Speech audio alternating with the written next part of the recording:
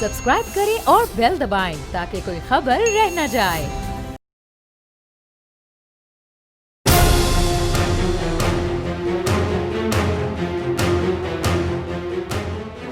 From the Islamabad studios of Bowl Network, it's time for Jameel Farooqi on the National Debate. On the debate tonight, Shahid Khaqan Abbasi, साबिक वजीर आजम पाकिस्तान, मरकजी रहनुमा पाकिस्तान मुस्लिम लीग नवाज। साबिक वजीर आजम पाकिस्तान जनाब शाहिद खाकान अब्बासी साहब कोविड-19 की सिचुएशन के बावजूद हमारे स्टूडियोज में मौजूद हैं। सर, आप तशरीफ लाए, आपका बहुत बहुत शुक्रिया। इतनी मेरी उम्र नहीं है, लेकिन सवाल मेरा ज़रा मसला फीसा गौरस है जो हल नहीं हो रहा मुझसे। ये मुझे बताइए, मसला निज़ाम का है, अवाम का है, सरकार का है, यह मसला है क्या कि जब से मैंने होश संभाला है वो मसला सुधर ही नहीं रहा है? और PMLN बतौर अपोजिशन क्या चाहती है? वो निज़ाम लपेटना चाहती है, वो सरकार को हटाना चाहती है, -1 सिर्फ इमरान खान साहब से खुश नहीं? ये मामला सबका है। अच्छा। एक पे आप उंगली नहीं रख सकते, लेकिन बुनियादी तौर पे ख़राबी निज़ाम की है। हमारे पास एक आइन है, बदकिस्मती से पिछले 73 साल में बहुत से फुल स्टॉप, कामा, नए आइन, बहुत सी चीज़ें एक्स्ट्रा कॉन्स्टिट्यूशनल गवर्नमेंट्स आती रही हैं जी। तो सियासत जो है ये रवायात का नाम होता है। आइन तो हर मुल्क में होता है, हमारा भी बहुत अच्छा आइन है, बना हुआ है, बड़ा डिटेल्ड है, कंसेंसस से बना था, लेकिन हम उसको इम्प्लीमेंट करने में नाकाम रहे हैं। हमने सियासत को पनपने नहीं दिया और उस वजह से जो आज हम हालात फेस कर रहे हैं वो हैं।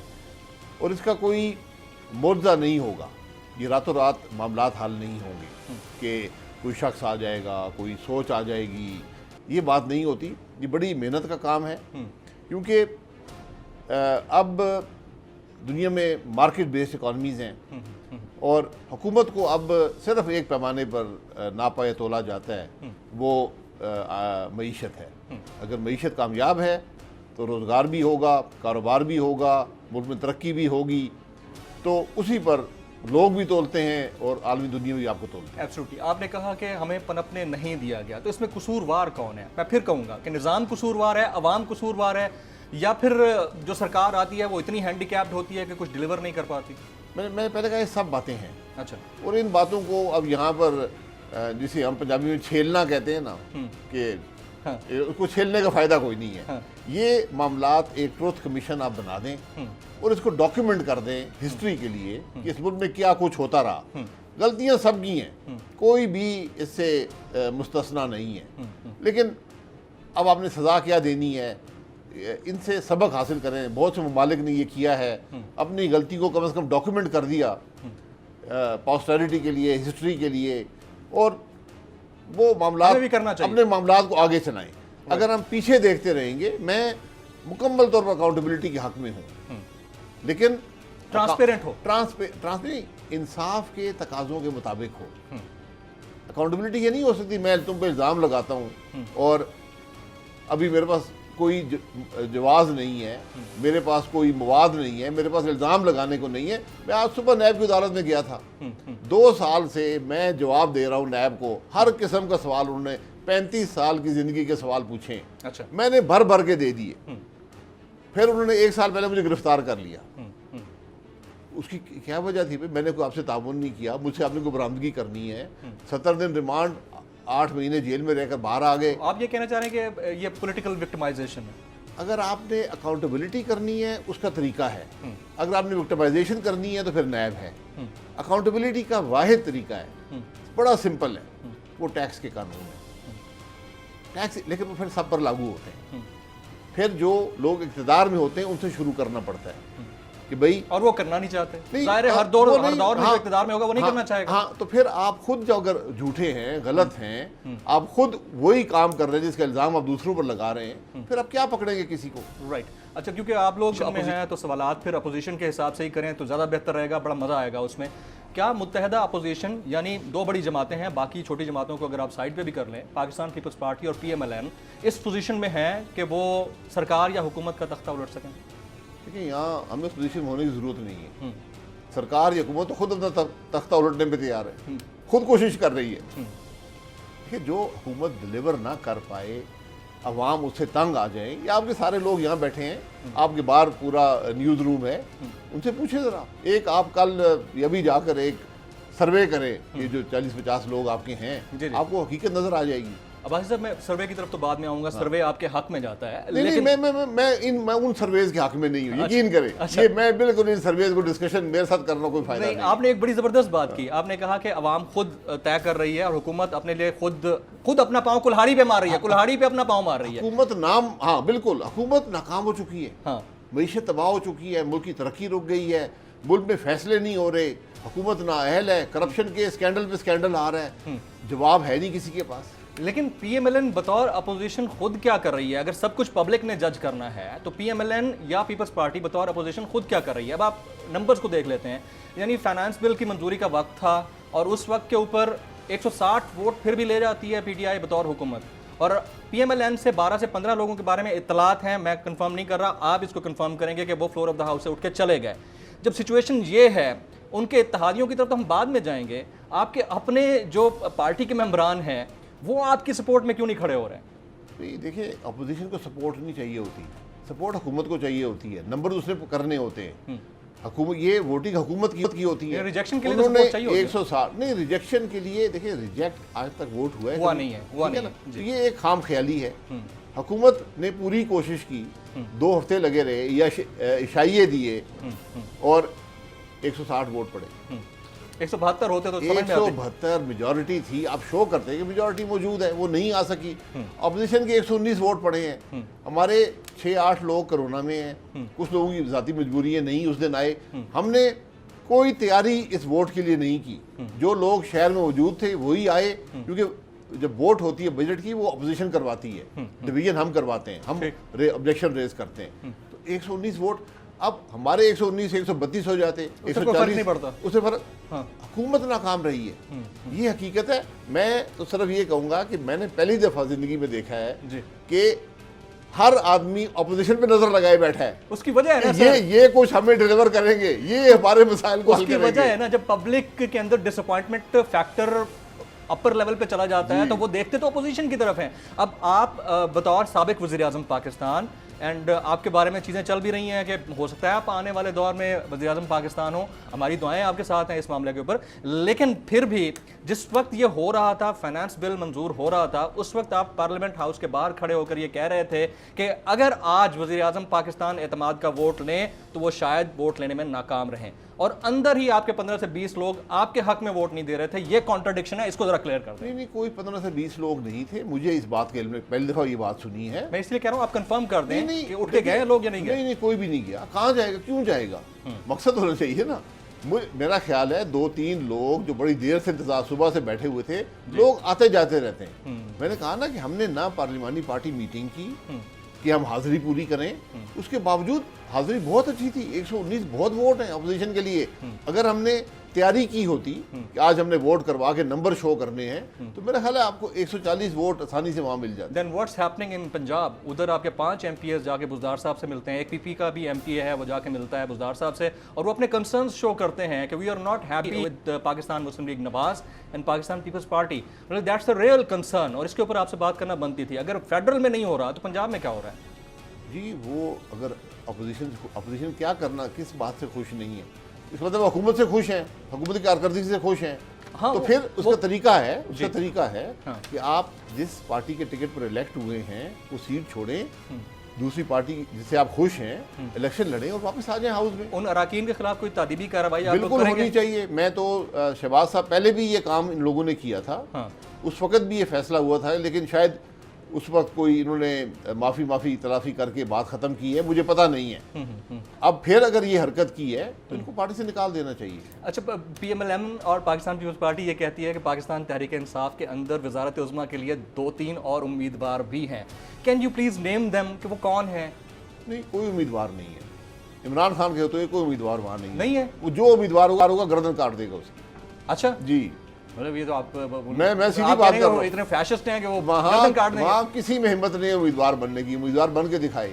अच्छा, तो बार बार ये क्यों कहा जा रहा है कि उन्हीं उम्मीदवारों से तकारीर करवाई गई? आप ही के लोग हैं, एहसन इकबाल साहब हैं, बाकी लोग हैं, कह रहे हैं कि पीटीआई के अंदर 2 या 3 लोग ऐसे हैं जो कि वजारत उज़्मा के उम्मीदवार बने बैठे हैं। वो ख्वाहिशात हैं वहाँ लोगों की, बिल्कुल। वो लोग बातें भी करते हैं आकर कि हम मसाइल हल कर सकते हैं, हम हैं, लेकिन उनकी कोई हैसियत नहीं है। राइट। अच्छा, क्या ये ख्वाहिशात पीएमएलएन के रिप्रेजेंटेटिव्स की बतौर अरकान पार्लियामेंट नहीं हो सकती? क्या पीएमएलएन के अंदर ऐसे 2-3 उम्मीदवार नहीं हैं? पीएमएलएन में कोई उम्मीदवार नहीं है। नहीं है? पीएमएलएन इस मरहले से गुजरी है। अच्छा।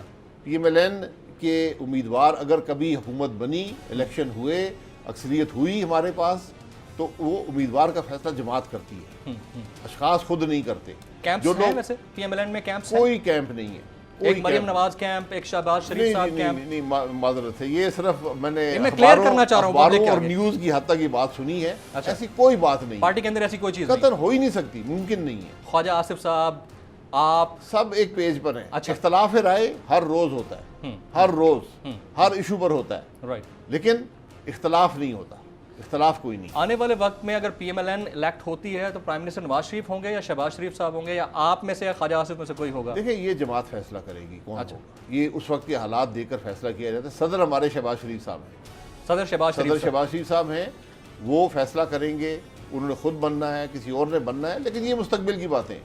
मरियम नवाज साहिबा का ट्विटर हैंडल क्यों खामोश है इतने अरसे से? सर, बहुत कम वहाँ से ट्वीट होते हैं, और वो शख्सियत जब बाहर निकलती थी तो हज़ारों लोग, वो फुटेजेस चली नहीं लेकिन हमने सोशल मीडिया पर देखी, हज़ारों लोग उनके इस्तकबाल करने के लिए खड़े होते थे। वो उनका ट्विटर क्यों खामोश है, उसकी रीज़न क्या है? जब वो खामोश नहीं था तो आप कहते हैं खामोश क्यों नहीं होता? नहीं, हम नहीं कहते, कम से कम मैं नहीं कहता। मरियम नवाज साहबा ने पार्टी वर्कर के दिल में, वोटर के दिल में, इस मुल्क में अपनी सियासत में जगह बनाई है। इसलिए आप मुझसे सवाल कर रहे हैं। जी जी, बिल्कुल। जब ज़रूरत थी, एक माहौल ऐसा था, इलेक्शन का था, जो एजिटेशन थी, उसमें उन्होंने हिस्सा लिया। उनको ये जो मेरे ख्याल जज साहब आज फारिग हुए हैं, अरशद मलिक साहब, हाँ, उन्होंने कन्विक्ट भी किया।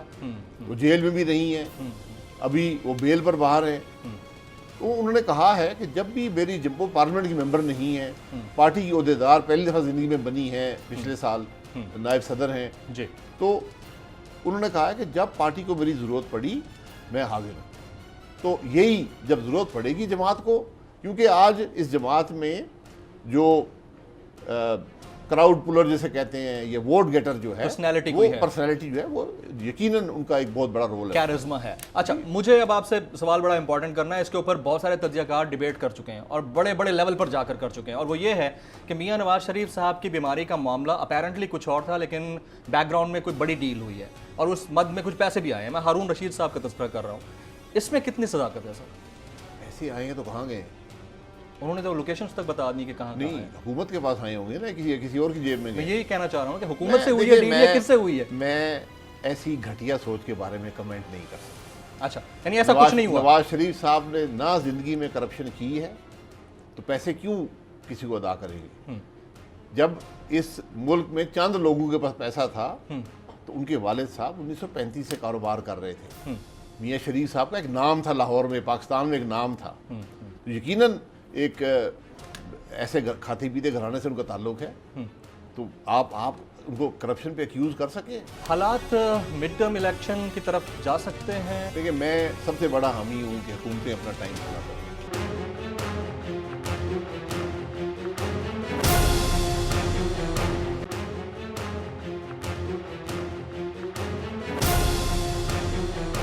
हालात मिड टर्म इलेक्शन की तरफ जा सकते हैं। देखिए, मैं सबसे बड़ा हामी हूँ कि हुकूमतें अपना टाइम पूरा करें।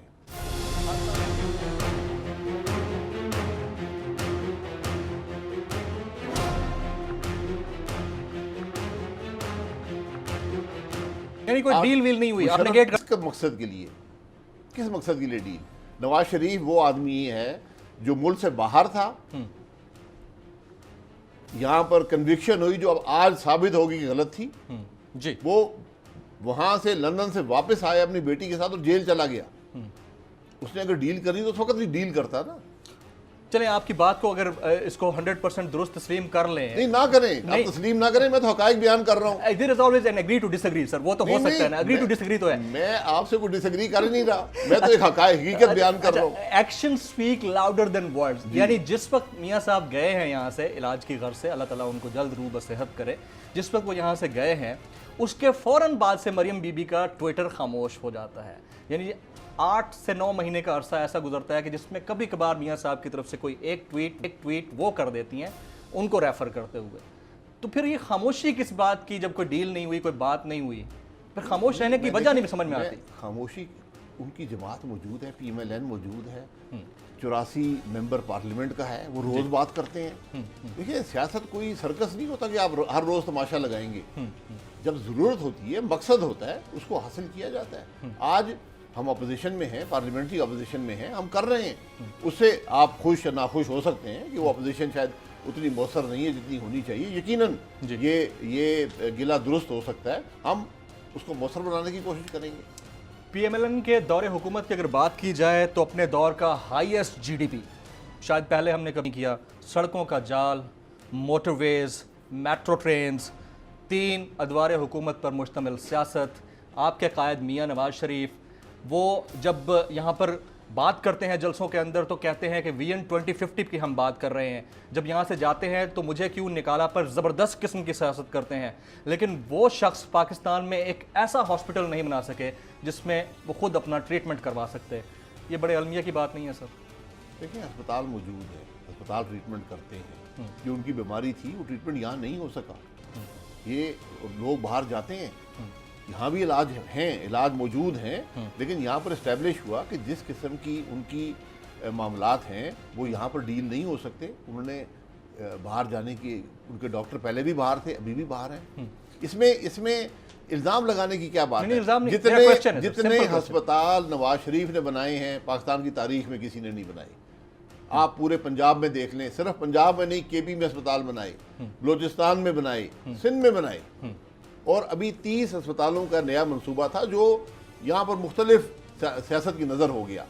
आप ये भी याद रखें कि एक चलती हुकूमत को, एक वज़ीर-ए-आज़म को एक फैसले में, एक दिन में एक अकामा रखने पर, अकामा वीज़ा होता है, हमने बरतरफ किया, वो भी कबूल हो गया।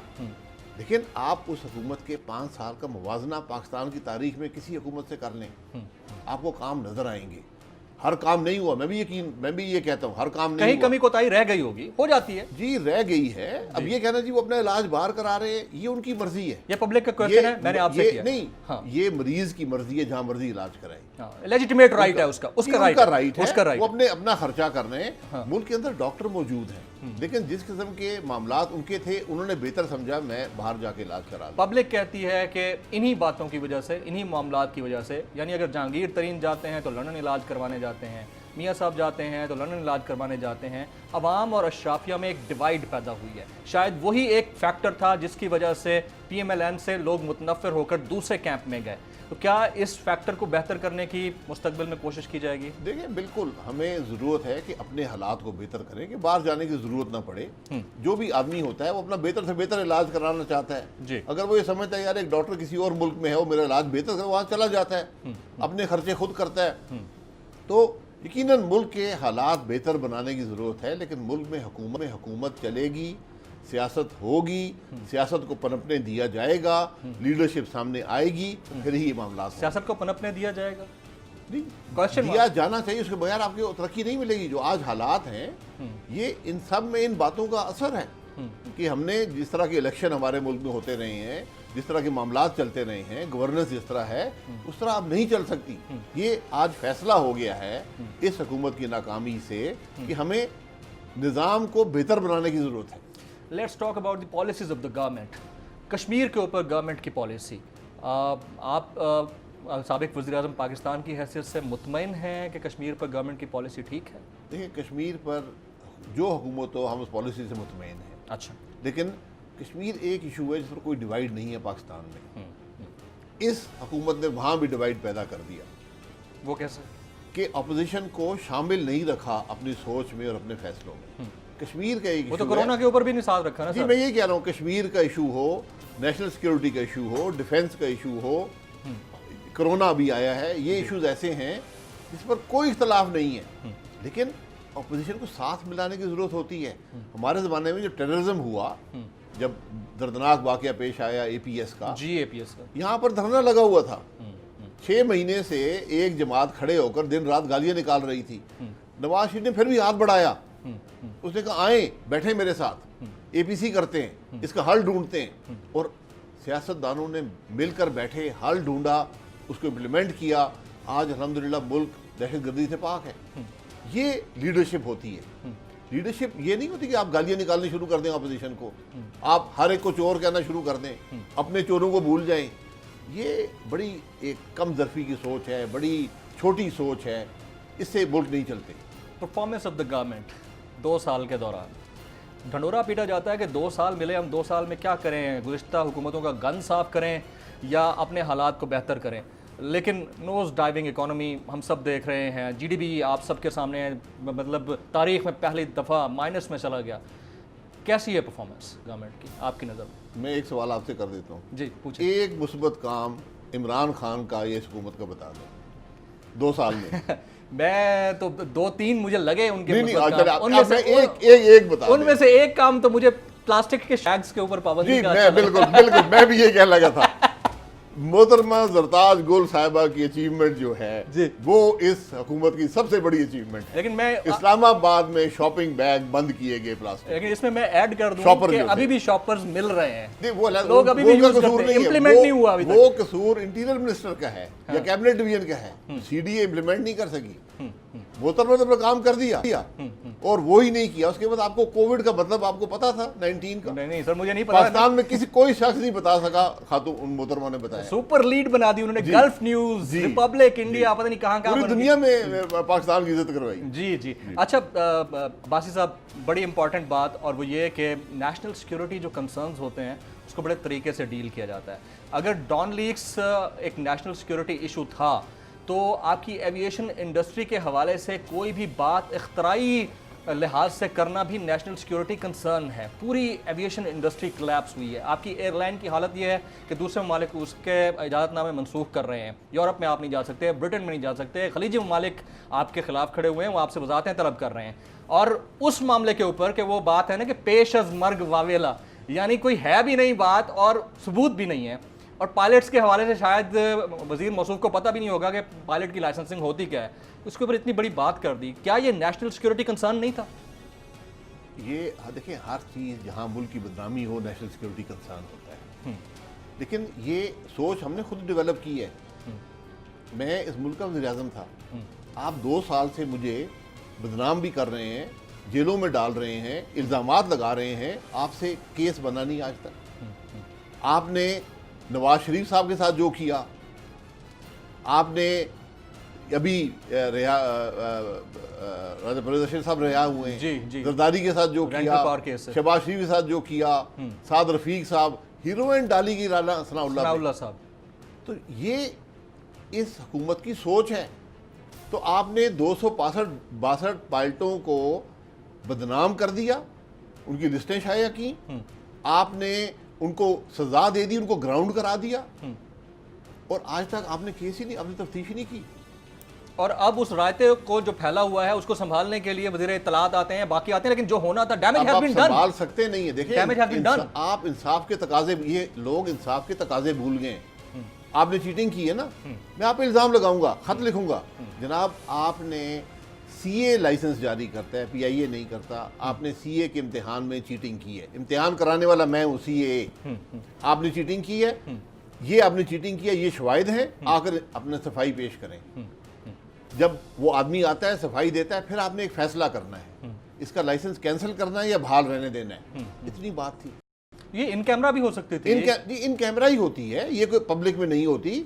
आप 262 को बुलाकर आज भी वक्त है कि अपनी भी इज्जत बहाल करें, उनका भी रोजगार बहाल करें।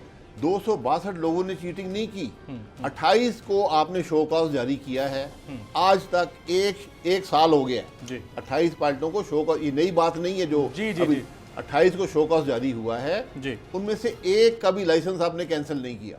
लेकिन अब्बासी साहब, हादसे की तहकीकात का मामला था, बताना था तो सज्जाद गुल के बारे में बताते, उसके को पायलट के बारे में बताते थे कि उसका मामला क्या था या वहाँ पर गलती क्या थी, ह्यूमन एरर था या टेक्निकल था, what ever the case it was.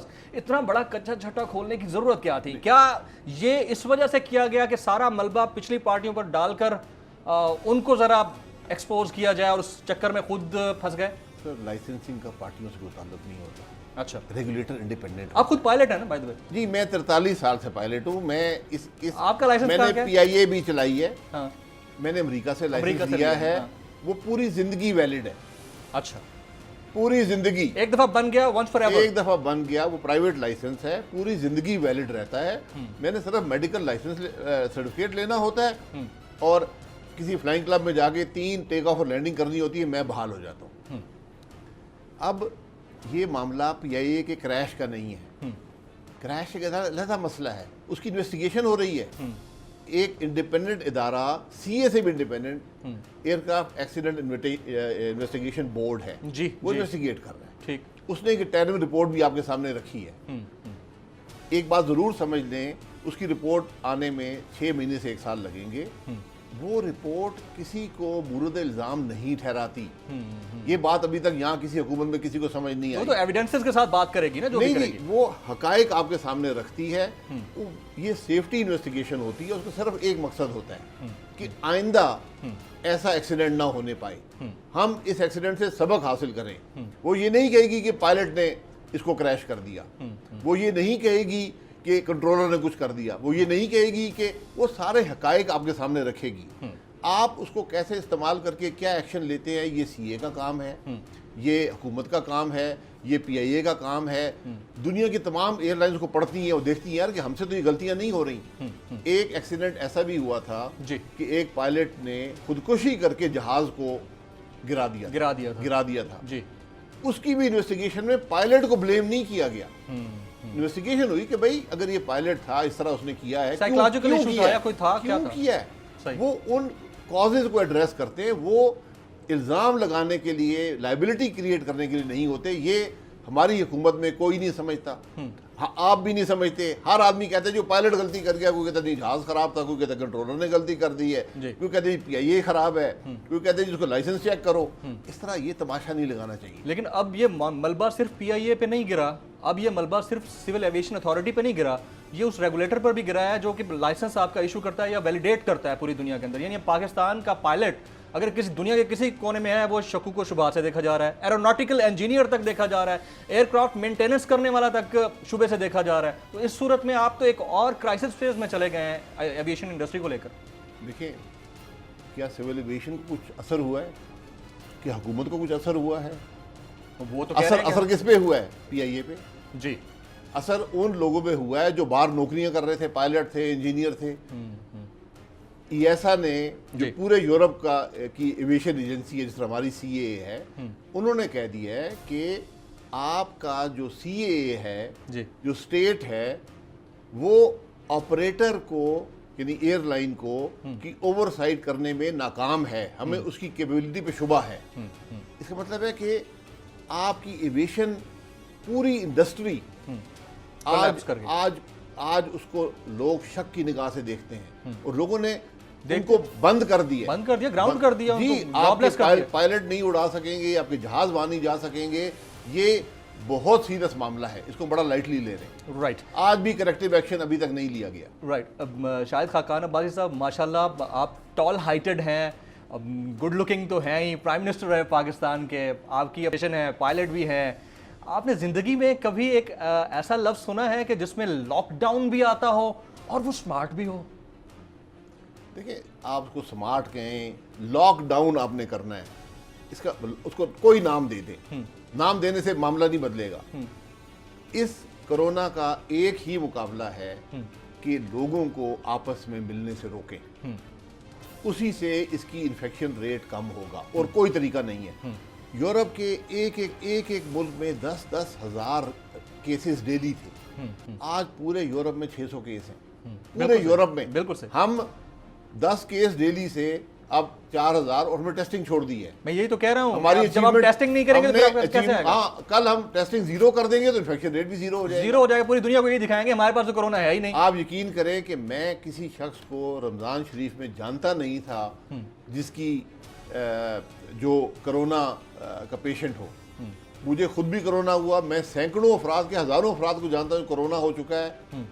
मैं आज कम से कम मैंने अभी गिने 60 अफराद को जानता हूँ जो वफात पा चुके हैं कोरोना से। कल एक ही खानदान में 2 लोगों की डेथ हुई है।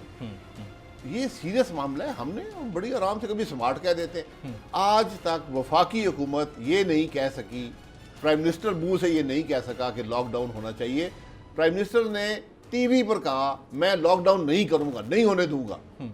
उसी दिन शाम को प्राइम मिनिस्टर के घर के बाहर कर्फ्यू लगा हुआ था, बनी गाला में कर्फ्यू था। अब कहते हैं अशराफिया ने कर दिया लॉकडाउन।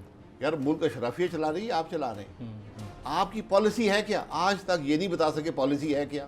लॉकडाउन कभी किया नहीं, फिर कहते हैं लॉकडाउन को ईज कर दिया है। ईज किया, उसके रिजल्ट्स क्या? ईज किस चीज को किया जो एग्जिस्ट ही नहीं करती।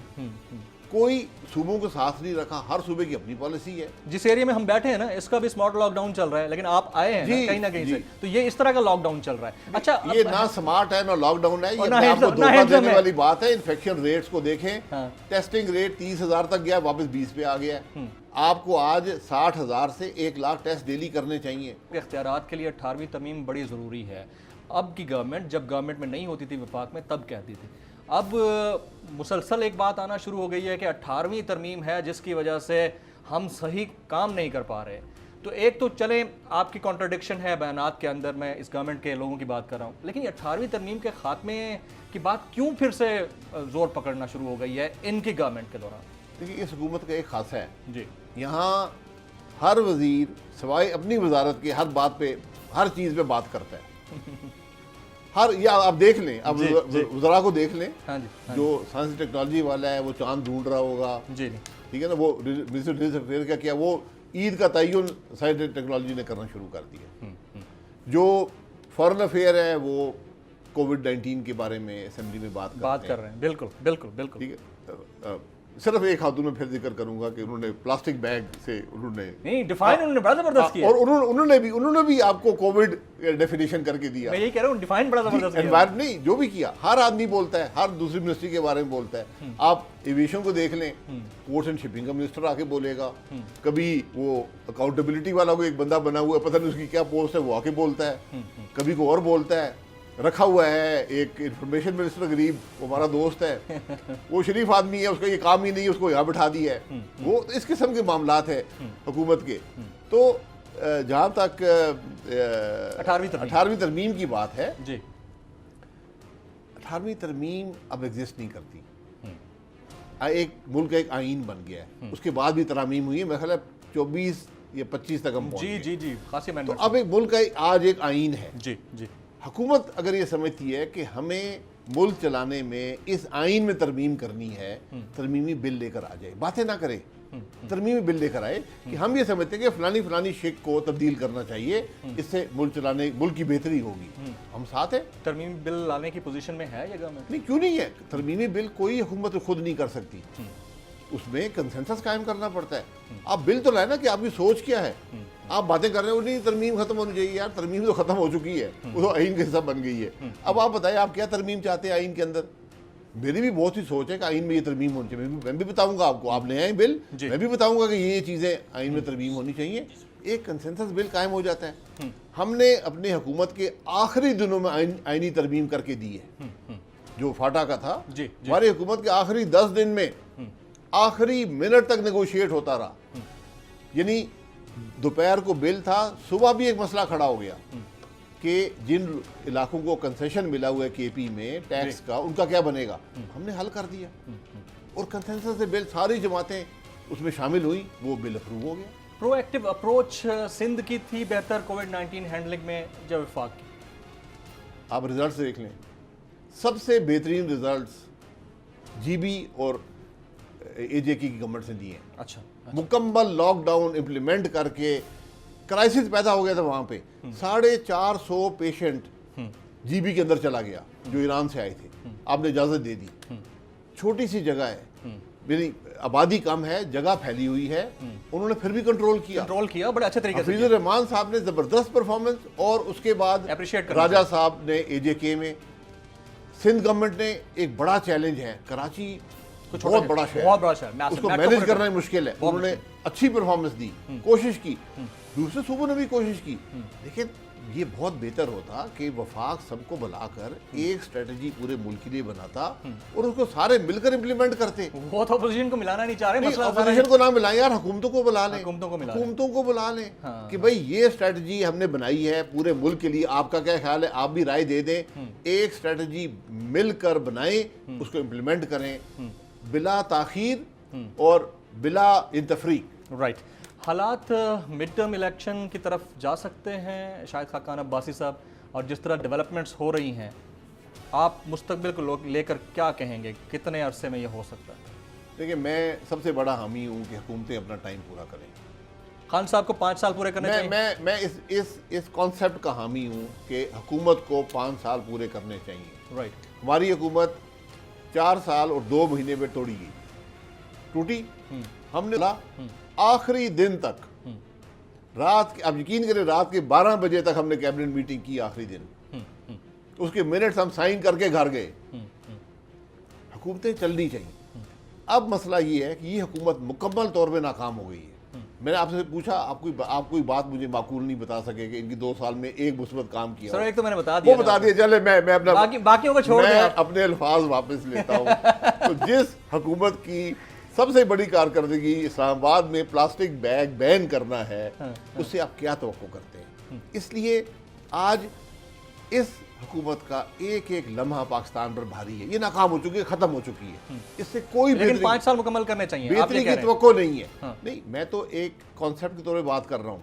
अगर हुकूमत परफॉर्म करती रहे, अब आपके पास चैलेंज ये है, मेरे पास एज अपोजिशन चैलेंज ये है कि आपको प्राइम मिनिस्टरशिप अगर मिले तो आप रेडी होंगे ये प्राइम मिनिस्टर बनने के लिए? नहीं, बिल्कुल नहीं। ये अशखास की बात नहीं है। हाँ। ये अशखास कुछ नहीं कर सकते। जमातें, सियासी निज़ाम ही करेगा, जमातें ही करेंगी।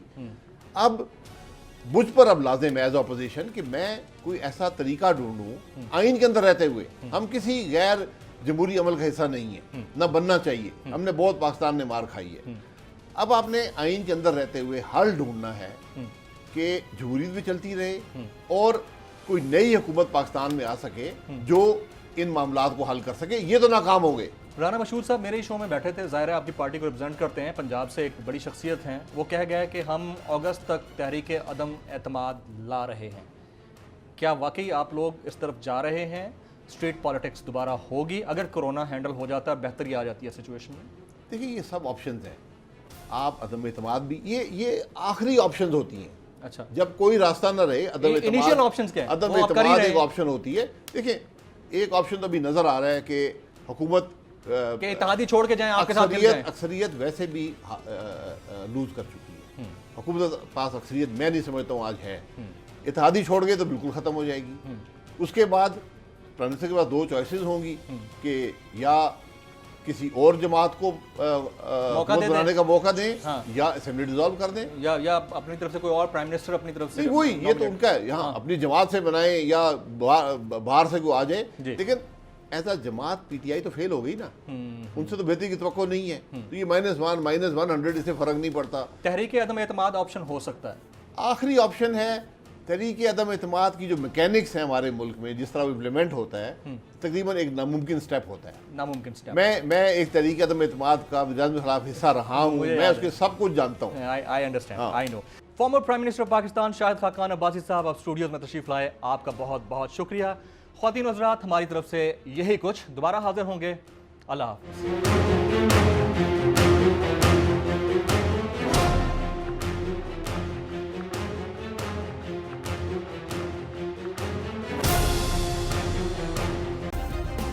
सब्सक्राइब करें और बेल दबाएं ताकि कोई खबर रह न जाए।